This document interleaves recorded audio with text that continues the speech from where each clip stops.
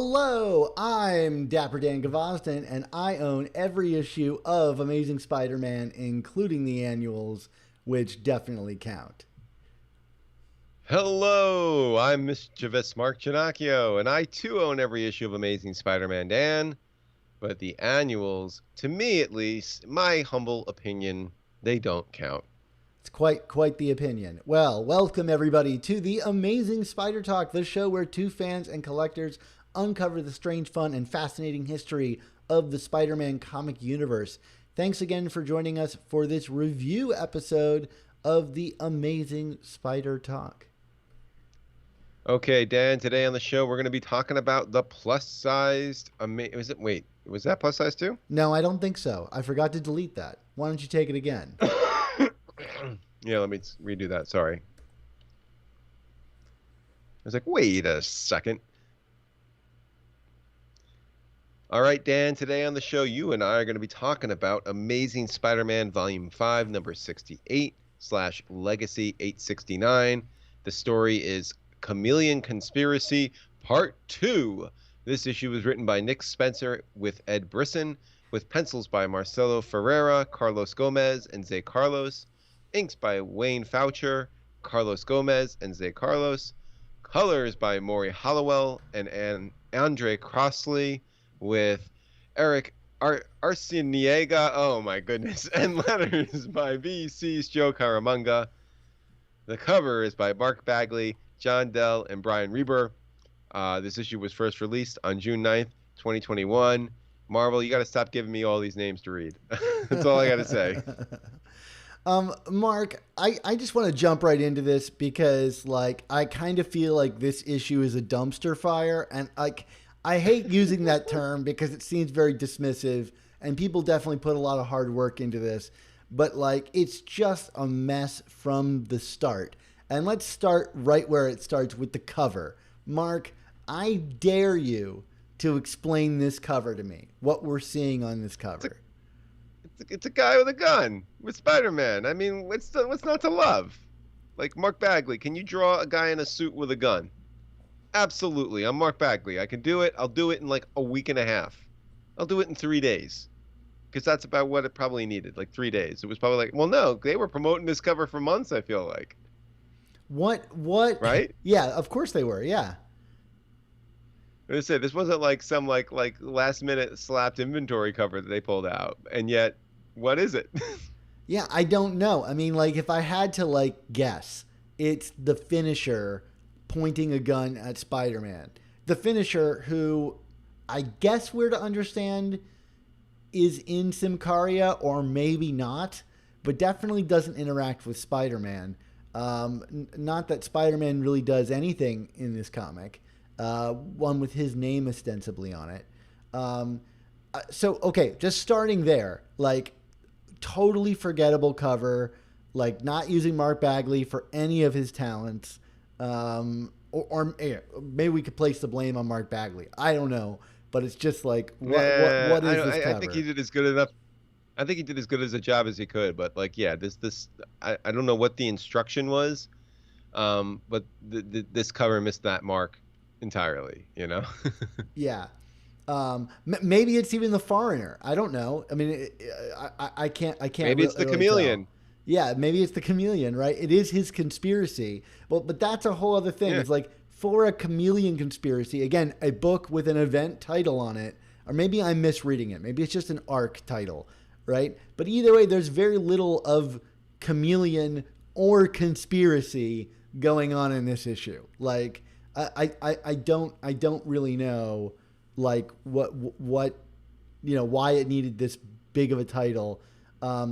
And here's the thing, we bringing in a new co-writer on this book. Ed Brisson is being brought into the book. And I can come up with reasons I think that's happening, right? Some people are hey, are they grooming Ed Brisson to be the next writer on Amazing Spider-Man? Because a lot of people recently have been really touting, is Nick Spencer leaving the book? And the more time that goes on, I don't think so. I think, yes, we're wrapping up this Kindred thing, but I don't think he's leaving quite yet.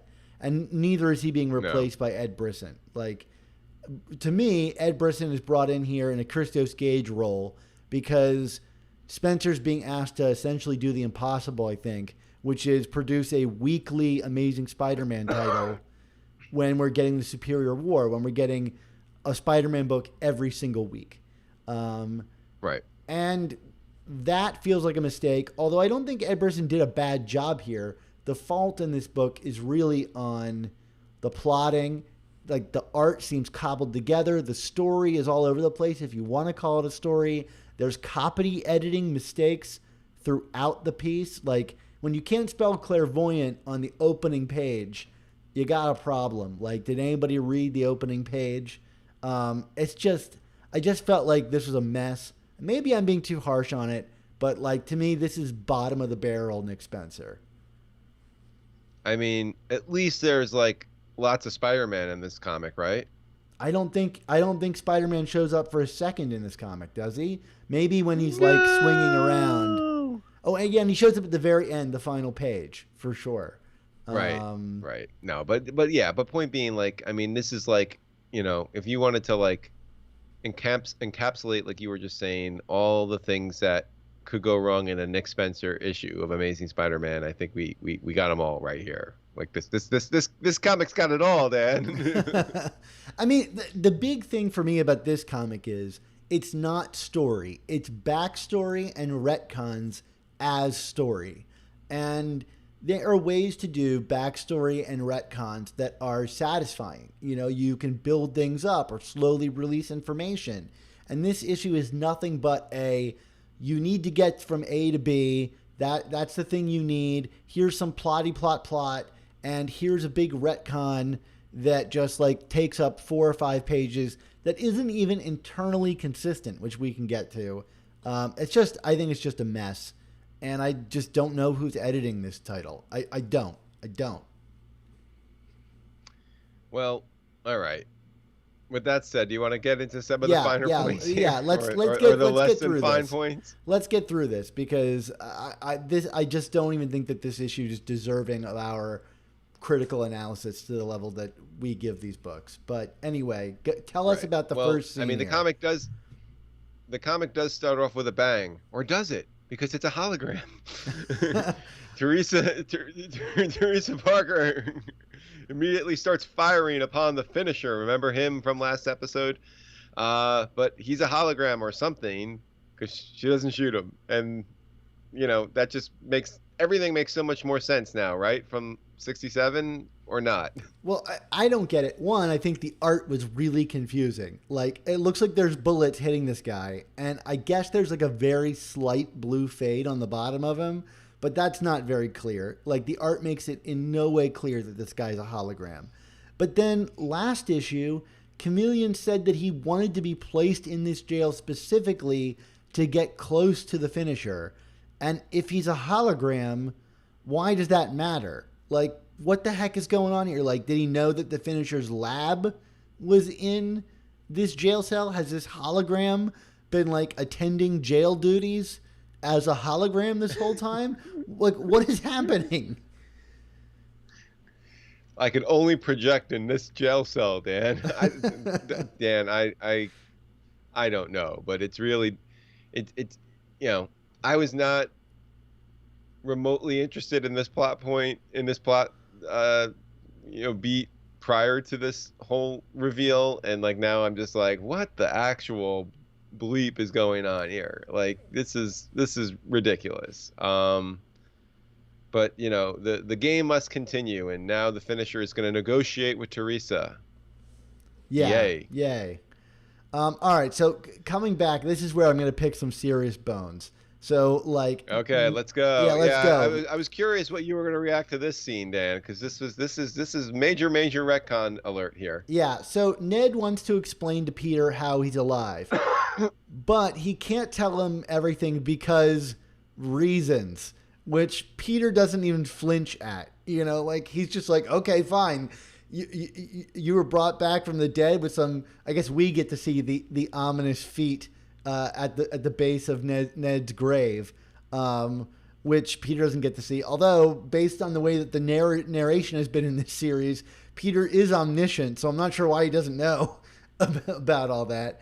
Now I'm just being mean, but like, like if this book was really interested in Peter, it would be in his head going, huh, red flag. Ned doesn't want to tell me how he got back from the dead because of a reason he can't say.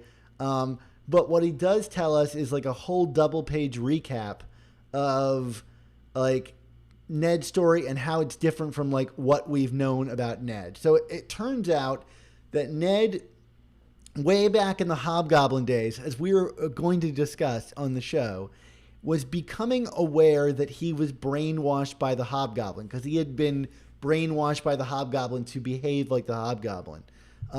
And in that storyline, he beats up Flash Thompson, but like a normal person beats up Flash Thompson, not like Hobgoblin punches jaw off kind of thing. And so he, like, apparently now has become self-aware that, wait a minute, if I was really the Hobgoblin, I would have really done some damage to Flash Thompson. So instead, he concocted a scheme where he wanted to, like, basically betray the Hobgoblin by ingesting the actual goblin serum, before he died and really be powerful. And I don't know if he wanted to assume the role of the Hobgoblin or attack Roderick Kingsley, but that was the plan. Now, correct me if I'm wrong, Mark. It took like pages of research and specific like findings for Roderick Kingsley to discover how to concoct the goblin serum. It wasn't something that was just like laying around everywhere. And when he drank it, it ultimately got destroyed. The serum's ingredients got destroyed. Is that accurate? I mean, within this realm and context, yes. So I don't know how Ned Leeds discovered this thing. Would Ned Leeds have had the ability to do that?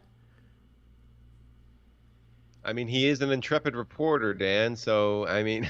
Okay. But no, you're right. I mean, it doesn't make sense. I mean, nothing. Look, it's comics. Lots of things happen in comics that don't make sense, but this storyline really doesn't make sense. Like, this retcon is really stretching the no prize limits here, I think. Yeah, I mean, in some ways, it's like, okay, like, I should be thrilled about, like, a Hobgoblin story or a retcon that, like, clears up the Hobgoblin story. I mean, Lord knows we're big fans of the Hobgoblin and Hobgoblin Lives, which is essentially, like, a, like, 20 years later, or whatever, 10 years later, retcon that, like, seeks to clear things up. And in some ways, this does clear up, like, why would Ned Leeds be in the situation that he's in, but not entirely. So what happens is, Ned still died, I guess, because the goblin serum didn't kick in immediately for some reason, which I also don't think is like how the goblin serum works. But it took a few days to kick in, and in the meantime, he had his throat slit. And then, just like Norman Osborn, he healed back up, which Ned quotes here. And I'm like, do people know that Norman Osborn and the Goblin Serum has healing properties? I guess so. I mean, I guess if my neck healed back up, I would want to look into like what was going on in that regard. Right, yeah. So he was buried and crawled out of his grave, very much like Kraven's Last Hunt. And with the help of the mysterious someone that we can't know about just yet, he has returned to a sort of like Harry Osborn-like existence of hiding in Europe and doing other things. Okay. So, let's say I buy that retcon, which, fine, I will. Okay. That's where we're at. It doesn't square with what we found out in the previous issue, which is like Ned's back. Peter remembers, oh yeah, Ned on his deathbed was saying something about Betty. But that was the cloned Ned. So, like, why would he utter that to Peter about Betty if he didn't have that knowledge? Because, yeah, okay. And then also, like, just in terms of the clone conspiracy, like, wasn't it true that the clones had the souls of their original person in them? Yes. So, like, how does it have Ned's soul if Ned's alive? Right. Well, I mean, what was he gonna utter that like Betty's with an imposter or something? Like Yeah. it could always be that. Yeah. I don't know. Maybe there's more to I'm just come. saying. You know what I mean? Yeah. Yeah. I mean, because this doesn't really add up. I mean, like, again, like I know comics are kind of silly and ridiculous, and we deal with this. I mean, literally, this is like riffing on the same storyline we got with Norman and Harry Osborn and how they came back from the dead. So why not do it with Ned? But like, doing it this way, if you take it at face value, as you're alluding to, negates a lot of other storytelling that preceded it, and that doesn't seem to make sense. Like, why would we be doing this? But not only in terms of negating the story, like, let's say that worked out, it's still a really strange way to tell it, which is like, hey, Dan Slott brought this character back. I immediately killed him off. Then I'm going to do an issue that makes you think that that guy is back, and you buy that. And then in the next issue, I'm going to tell you, no, it wasn't that guy. Forget that guy ever really happened. Like, why not just make it the one guy and like play with Ned operating in the background for a while, tease this out, make it into a story rather than exposition dump, which we got here, right? Like if we saw like images of Betty texting Peter in, over on her overseas assignment and him ignoring it, but like there being a mysterious person with her, it'd be kind of interesting. And then the review would mean something. Whereas here we get a reveal, which took 3 issues now. We're on the 3 issues of dealing with this Betty pregnancy thing and the behind the scenes of it. And it's just a big information retcon dump. And it means nothing, like, except for you're like a big spider nerd like me that's like, more Hobgoblin backstory, great. But I don't feel that way because I value story over retcon. Yeah, I mean, is there anything about this that could redeem it all for you, you think?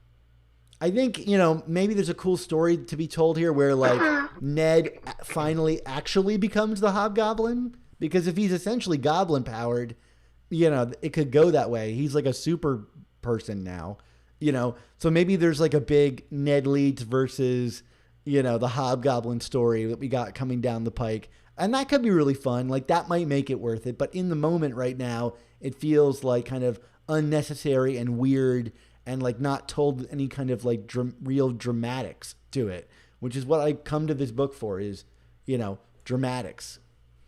Yeah. I feel like I've been ranting here, but I hope some people are listening to this and nodding along at home. I don't have anything much to add to it, Dan. I mean, like I said, I feel that this was an odd, as someone who, like you, is a bit of a nerd about this era of comics that we're mining here.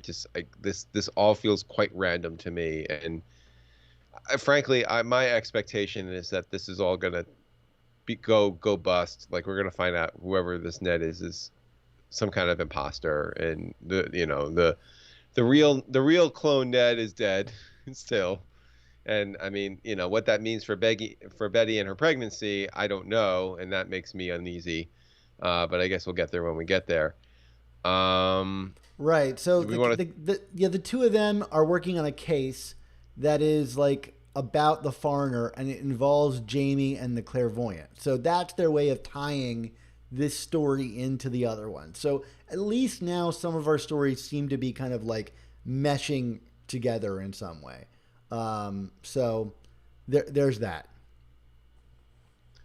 Yes. And like any good story, or like any good Spider-Man story, we after we have this scene where Jamie is trying to sneak past Kurt Connors as the Lizard, and Kurt is working on this isotopic genome accelerator to cure himself. We get who makes a surprise appearance in this comic, Dan?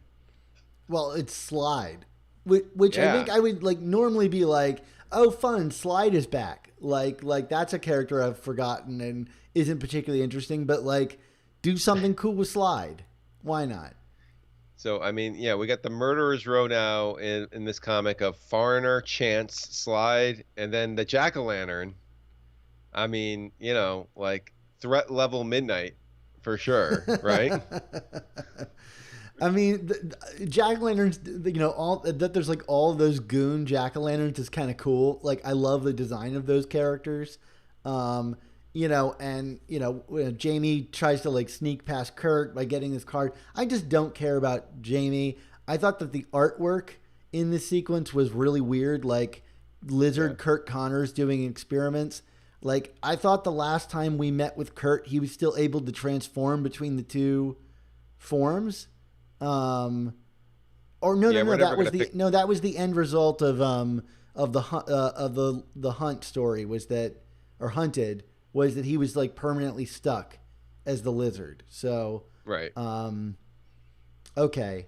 They're just letting this giant lizard guy like mess around in their lab. Sure, I mean, and let's be honest here, Dan, that status quo will change 50 more times over the span of the life of this podcast. So, the lizard is the least consistent status quo in the history of comics. That's for sure. So of course Spider-Man busts in right as they're about to like hijack this machine, and he's got to protect it for some reason. He's very worried about Jamie. Alex in our chat is saying, wasn't Kurt briefly seen as human in 46? Am I going insane? Alex, I felt like I was going insane too. So maybe there's something there and I need to double check it. But I'm a little bit like up in the air on Kurt Connors at the moment. I'm guessing he's going to come into play in this story some way, but I don't know. I mean, I'm kind of tired of watching him try to heal himself, to be totally honest. So that's the end of the book. Like you said, threat level midnight with all of these characters that Spider-Man's clearly not going to be able to defeat. And then we get another Sinister War. And this time I'm right in saying, well, I was right last time too, but, Sinister War, another stinger. Doc Ock recruits the Sandman, who has a lost sense of mortality. And I didn't get this reference, but clearly you did, Dan. And where's this come from? Yeah, this comes from like some of the final Chip Zdarsky stories. There's a Chris Bacalo, Chip Zdarsky story that's actually pretty neat. Really, really weird. Where Sandman kind of like realizes he like can't be killed. And he's like kind of immortal, and the story kind of goes throughout. It gets all timey-wimey, and we see like Sandman at the end of the universe where he's kind of ascended to become this like cosmic deity thing. So he kind of by the end of that story kind of relinquishes his humanity, and so I guess we're finding him here on this island where he's just become the beach and lost his kind of, like they say here, sense of mortality, which I thought was cool because, like, I thought that Chip Zdarsky story was pretty cool, if not, like, totally out of left field.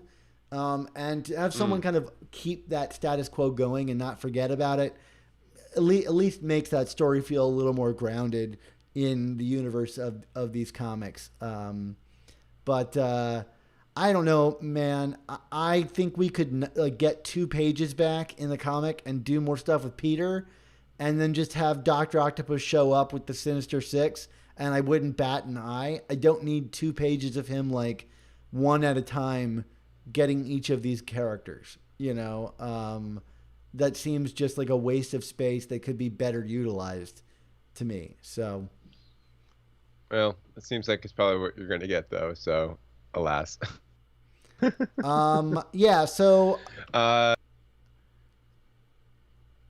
Let's give this thing a grade, Mark. I mean, it's funny that we're already at the end of this because it feels like we didn't really hardly talk about anything, but that's it. That's all the comic there was.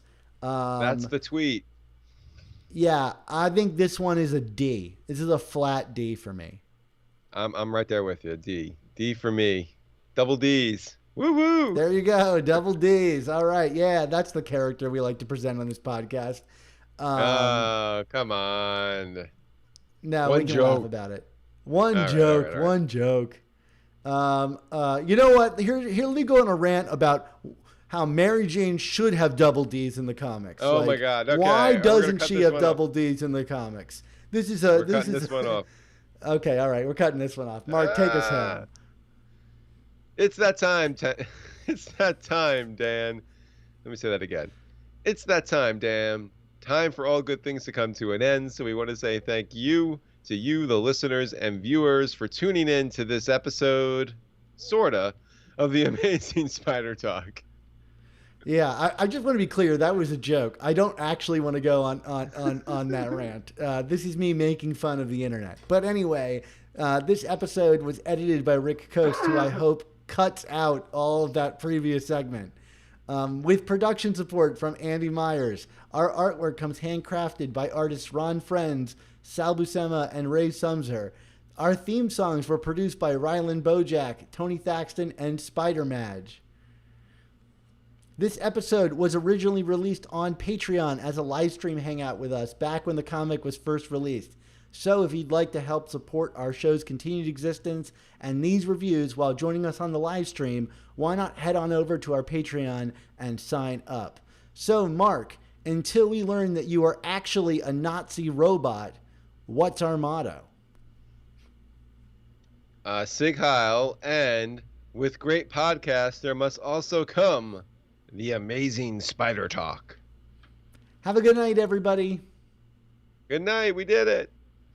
Too many who know the angles, uncover and untangle all the questions and the webs left out to tangle. Be in 1962, last Wednesday's afternoon, they'll bend your ears with reckless self-abandon.